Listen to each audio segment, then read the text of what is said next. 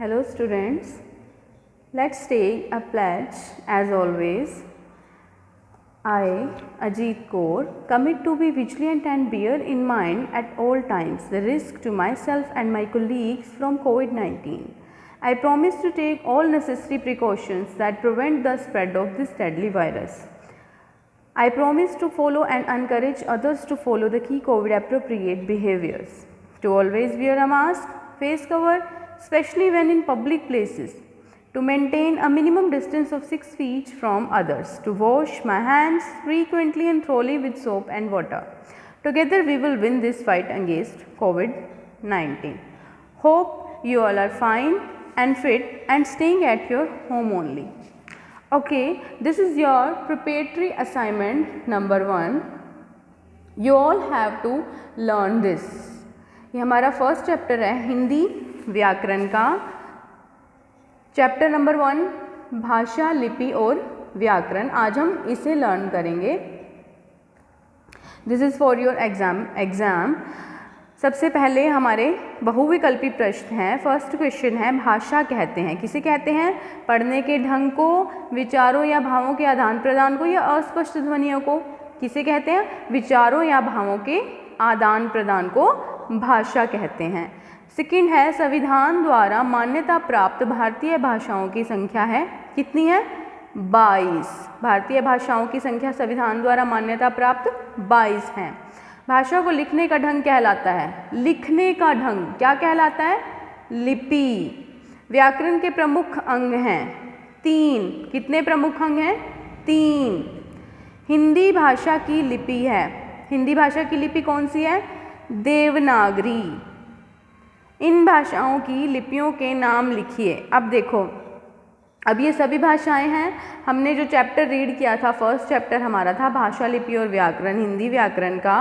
उसमें हमने सभी लिपियों के नाम देखे थे कि जो भाषाएं हैं, भाषाओं को लिखने का जो ढंग है वो लिपि कहलाता है. इसी तरह से सभी भाषाओं की ये लिपियाँ हैं. जैसे कि अंग्रेजी की क्या लिपि है? रोमन. उर्दू की फारसी.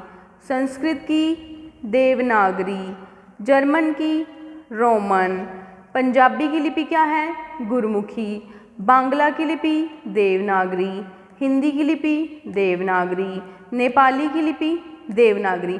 अब आपने ये चीज़ नोट की है, देखो संस्कृत, बांग्ला, हिंदी और नेपाली, इन सभी की लिपि सेम है. वो क्या है? देवनागरी. और अंग्रेज़ी और जर्मन की लिपि सेम है, रोमन. और पंजाबी की लिपि क्या है? गुरमुखी. और उर्दू की फारसी. ठीक है. मेन हमारी हिंदी की लिपि क्या है? देवनागरी. संस्कृत की लिपि भी है देवनागरी. पंजाबी की लिपि क्या है? गुरमुखी. और अंग्रेज़ी की रोमन. जो मुख्य भाषाएं यहाँ पर बोली जाती हैं उनकी, पंजाबी की पंजाब में बोली जाती है उसकी गुरमुखी है, हिंदी की देवनागरी है, संस्कृत की देवनागरी है और अंग्रेजी की रोमन. उसके बाद यहाँ पर फिलअप्स हैं. सही शब्द चुनकर खाली स्थान भरिए.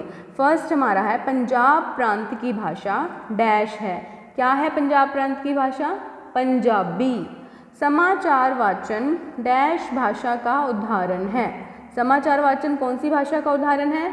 समाचार वाचन, यानी कि जो हम समाचार सुनते हैं वो वाचन हो रहा है. वाचन यानी बोलना. तो वो कौन सी भाषा का उदाहरण है? मौखिक. समाचार पत्र डैश भाषा का उदाहरण है. समाचार पत्र लिखा हुआ होता है. समाचार पत्र यानी कि न्यूज़पेपर. न्यूज़पेपर में रिटन में न्यूज़ होती हैं, लिखी हुई होती है. तो वो कौन सी भाषा का उदाहरण हो गया? लिखित भाषा. हम शुद्ध अशुद्ध भाषा का ज्ञान डैश से प्राप्त करते हैं.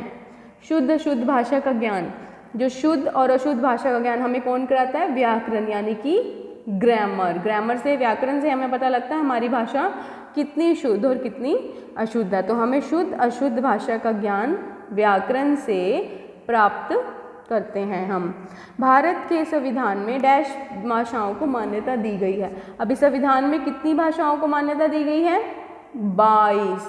भारत के संविधान में 22 भाषाओं को मान्यता दी गई है. उसके बाद मिलान है. यहाँ पर देखो, यहाँ पर लैंग्वेजेस दी हुई हैं हिंदी, राजस्थानी, रोमन, उर्दू, लिपि, साहित्य। इसके बाद ये एक कॉलम में ये दिया है भाषा के लिखने का ढंग, ज्ञान का संचित कोश, फारसी हमारी राष्ट्रभाषा, एक बोली, अंग्रेजी भाषा की लिपि। अब देखो हिंदी क्या है, हिंदी हमारी राष्ट्रभाषा है। राजस्थानी क्या है, राजस्थानी एक बोली है। रोमन, रोमन क्या है, अंग्रेजी भाषा की लिपि है, अभी हमने पीछे पढ़ा है। उर्दू, उर्दू क्या है, उर्दू की लिपि कौन सी है, फारसी। लिपि, लिपि क्या होता है, भाषा के लिखने का ढंग। और साहित्य, साहित्य क्या होता है, ज्ञान का संचित कोश। साहित्य क्या कहलाता है, ज्ञान का संचित कोश, यानी किसी भी ज्ञानी या किसी भी विद्वान के द्वारा उसके जिस ज्ञान को संचित करके रख लिया जाता है वही हमारा साहित्य कहलाता है। तो साहित्य क्या है, ज्ञान का संचित कोश। ये थी आपकी फर्स्ट असाइनमेंट, इसको आप सभी ने लर्न करना है। फर्स्ट चैप्टर आपका व्याकरण का, भाषा, लिपि और व्याकरण, ये हाफ आपने लर्न करना है। ये सभी आपके इम्पोर्टेंट क्वेश्चंस हैं, जैसे ये इम्पोर्टेंट है आपकी संस्कृत, हिंदी, पंजाबी, अंग्रेजी, इनकी जो लिपि हैं। उसके बाद यहाँ पर समाचार वाचन किस भाषा का उदाहरण है, समाचार पत्र किस भाषा का उदाहरण है, शुद्ध भाषा का ज्ञान हमें कहाँ से मिलता है। ये आपने फर्स्ट असाइनमेंट जो है आपकी फर्स्ट चैप्टर की आपने इतनी लर्न करनी है। इसके बाद हम सेकेंड असाइनमेंट हमारी जो है नेक्स्ट लेक्चर में लर्न करेंगे। Okay students, thank you.